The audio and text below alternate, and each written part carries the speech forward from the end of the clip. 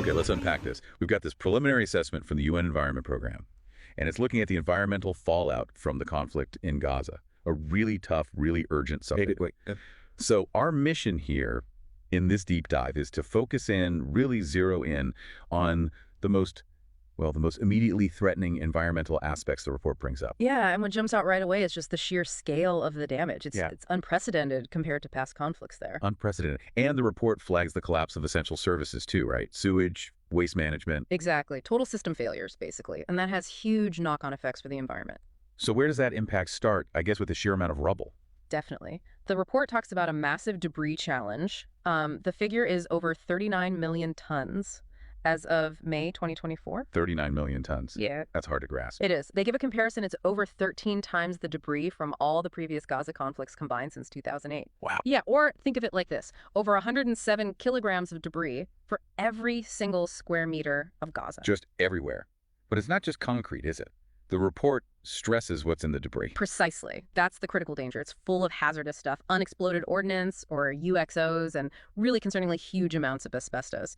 Maybe 800,000 tons potentially contaminated, especially from damaged older buildings like in refugee camps. 800,000 tons of asbestos. Plus other hazardous chemicals, industrial waste, and tragically human remains mixed in. So it's dangerous just to be around, let alone clean up. What are the main risks there? Well, the UXOs are an immediate physical threat, obviously, explosions, but the dust itself, that's a huge long-term health hazard. All of that pulverized material, potentially laced with heavy metals, asbestos fibers, breathing that in can cause serious lung diseases, sometimes years down the line. And hazardous materials seeping into the ground. Yeah, contaminating soil, potentially water sources. The cleanup is just monumental. They estimate, 5 to 15 years, and needing huge areas just for disposal. Sustainable management, like recycling, is vital but incredibly challenging in this context. Okay, let's shift to water. The report paints a pretty dire picture there, too. Dire is the word. 57% of water infrastructure damaged or destroyed.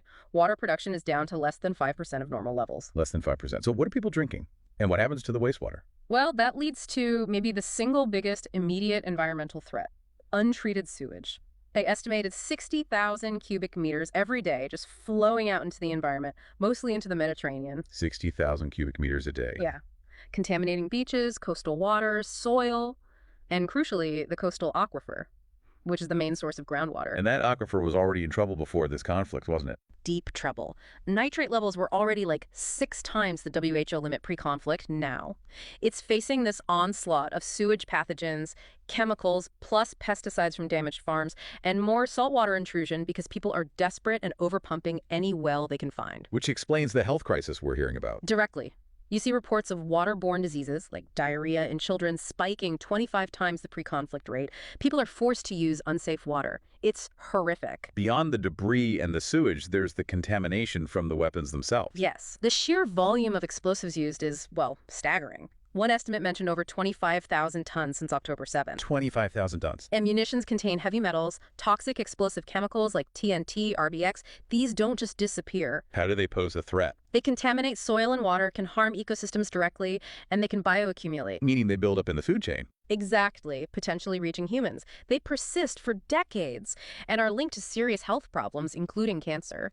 We know from past conflicts that bomb craters showed elevated heavy metal levels. And it's not just munitions, right? Other hazardous sources. Right. Chemicals from destroyed industrial sites. The Gaza industrial estate was completely flattened. Waste from damaged hospitals, medical waste, and hazardous stuff ending up in informal dump sites because there's no other option. Even solar panels contribute. Yeah, the report estimates over 1,600 kilograms of lead released just from destroyed solar panels. Clearing all this, especially the unexploded munitions, is going to take years and years. Experts are very clear on that. And what about the land itself?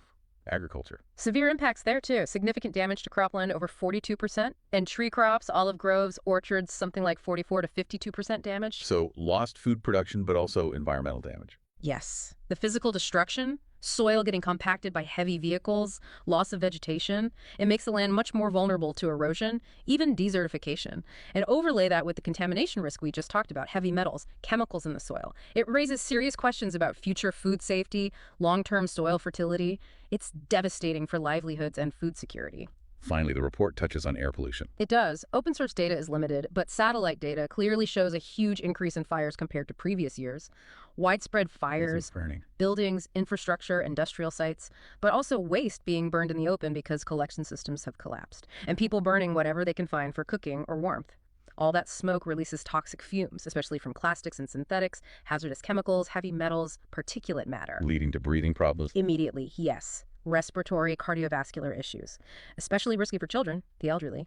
And long-term, exposure increases risks of chronic diseases, cancer. So putting it all together, this UNEP assessment, even just this preliminary look, reveals just widespread, critical environmental damage. It really does. It shows the conflict's impact isn't just the immediate destruction. It's creating these urgent, long-lasting environmental crises.